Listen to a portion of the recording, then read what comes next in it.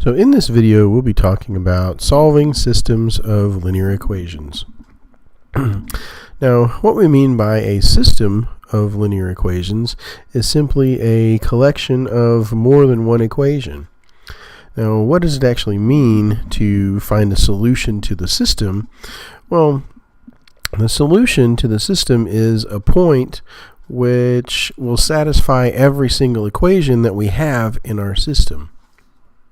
Now, what that means, if we take an example, we can ask the question, is the point 11, negative 5 a solution to the system 2x plus 3y is equal to 7 and 5x plus y is equal to 50? Now, we decide that really by taking our point 11, negative 5 and plugging it into each equation. So if we take the first equation, plug it in, 2x plus 3y is 7, so we replace x with 11 and y with negative 5. So 2 times 11 is going to give us 22. 3 times negative 5 is going to give us negative 15. 22 minus 15 gives us 7.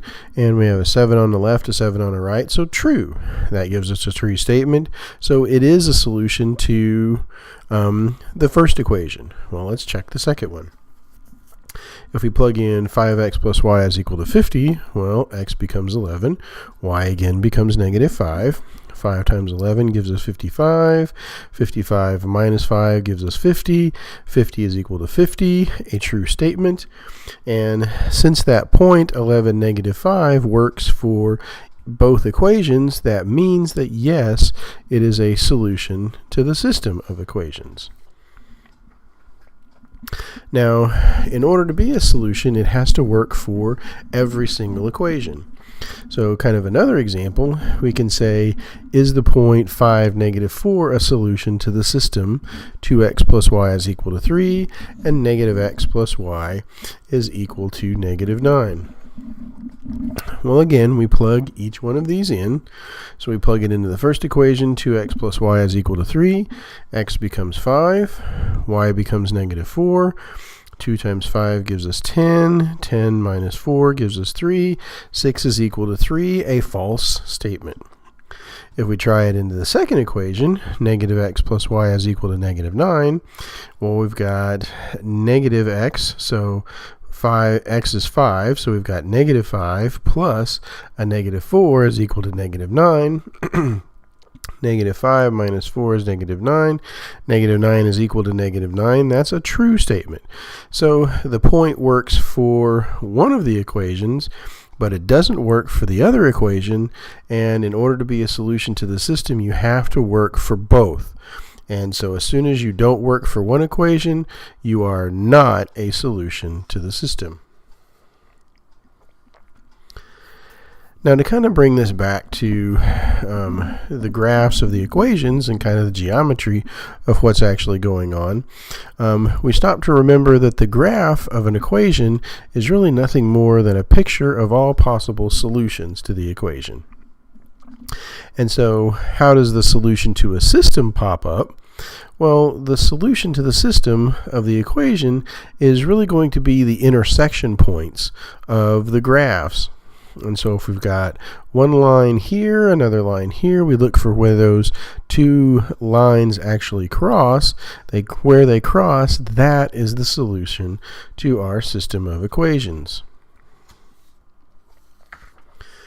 Now, kind of two algebraic methods that we have for solving systems. One is the substitution method, the other is the elimination method. For the substitution method, let's kind of work it through by example. So suppose somebody gives us a system, x plus y is equal to 6, and 2x plus 3y is equal to 8. So our step one, if one of the equations doesn't already have a variable isolated, then we need to choose an equation and get one of the variables all by itself. And so if we take the first equation, x plus y is equal to 6, if I subtract x on both sides, then that's going to give me y is equal to 6 minus x. Now, from that first equation, we have y all by itself, and that's what we needed in the first step. So then for step 2, we substitute into the other equations in our system the expression for the isolated variable that we found in step 1. So we were starting with y is equal to 6 minus x. That's where we left off in step 1. So then for the second equation, our 2x plus 3y is equal to 8, we're going to replace y with 6 minus x. And so when we do that, we get an equation that looks like 2x plus 3 times the quantity 6 minus x is equal to 8. Now for step 3, after substituting in, what we should have at that point is a single equation and a single variable. And when we're down to that, kind of step 3 is that single equation and single variable, we solve it. Okay. So what that looks like in this particular case, we've got 2x plus 3 times the quantity 6 minus x is equal to 8. Well, if I distribute the 3, we've got 2x plus 3 times 6 minus 3 times x is equal to 8. Well, the 3 times 6 is going to give us 18. The 2x and the minus 3x are like terms, so 2x minus 3x gives us a negative x, so negative x plus 18 is going to be 8. If I subtract 18 on both sides, then that's going to give me a negative x is equal to 8 minus 18, or negative x is equal to negative 10. And so what that gives me is just that x has to be 10. So now we've got one of our variables solved for. We know that x has to have a value of 10. So then step 4, when we know one of the variables, we're going to take that and plug it back into the equation that we found in step 1 to find the other variable. And so back from step 1, we had the equation y is equal to 6 minus x. Well, if I let x be 10, so that's going to give me y is equal to 6 minus 10. 6 minus 10 gives me negative 4, so y has to be negative 4. And so what I have for my solution to my system, my x value was 10, my y value was negative 4, so I get the ordered pair 10, negative 4 as the solution to my system.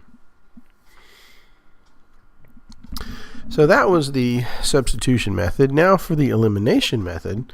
What's the elimination method doing? It involves really scaling equations.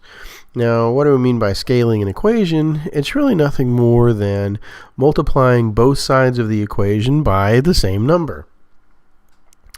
And so if I start off with an equation that looks like 3x plus 4y is equal to 5, if I scale this equation by 2, then I multiply both sides of the equation by 2. So I've got something that looks like 2 times the quantity 3x plus 4y is equal to 2 times 5. What we do to one side, we do to the other. We multiply both sides by 2. Well, I can distribute that 2 to give me 2 times 3x plus 2 times 4y. 2 times 3x gives me 6x, 2 times 4y gives me 8y, and on the right-hand side, I get 10. So my new scaled equation looks like 6x plus 8y is equal to 10. Now, the fundamental idea behind the elimination is that I'm scaling each equation so that the variables are going to cancel out when I add the equations together. Now if I take the system, say 4x minus 3y is equal to 5, and 3x plus 5y is equal to negative 18, if I scale the first equation by 5, and I scale the second equation by 3, that means I've got 5 times the quantity 4x minus 3 is equal to 5 times 5. Then for the second equation, 3 times the quantity 3x plus 5y is equal to 3 times negative 18. Now, if I go ahead and distribute the 5 and the 3. So I've got 5 times 4x is going to give me 20x. 5 times a negative 3 gives me a negative 15y. And 5 times 5 gives me 25. If I distribute the 3, I've got 3 times 3x, which gives me 9x. I've got 3 times 5y, which gives me 15y. And 3 times negative 18 gives me negative 54. Now, when we said we add the two equations together, that's exactly what we do. We add the left-hand sides, and we add the right-hand sides. And so the 20x plus 9x gives me 29x. And now here's what was supposed to happen. I've got a minus 15y plus 15y. Those cancel each other out, and so my y's go away. And then 25 minus 54 gives me a negative 29. So I've got an equation, 29x is equal to negative 29. Divide both sides by 29, and I get a value of x to be negative 1. Well, I can scale the equations again and come up with a way to eliminate my variable x. So I take 4x minus 3y is equal to 5. I scale that one by negative 3. My 3x plus 5y is equal to negative 18. I scale by 4. And so that's going to give me 3 times the 4, negative 3 times 4 is going to give me a negative 12x. A negative 3 times a negative 3 gives me a positive 9y. And a negative 3 times 5 gives me a negative 15. Now the 4 times the 3 is going to give me a 12x. The 4 times the 5 gives me a 20y. And 4 times negative 18 gives me a negative 72. So just like before, I add the two equations together. My negative 12x cancels with my 12x, so my x's go away. 9y plus 20y gives me 29y. Minus 15 minus 27 gives me a negative 87. So I've got an equation, 29y is equal to negative 87. Divide both sides by 29, and I get y is negative 3. And so the solution to my system is going to be negative 1, negative 3.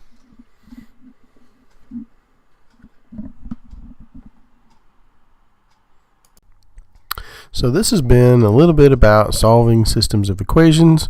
I hope this has been enough to kind of get you started on solving systems of equations for yourself. So I will catch you all next time.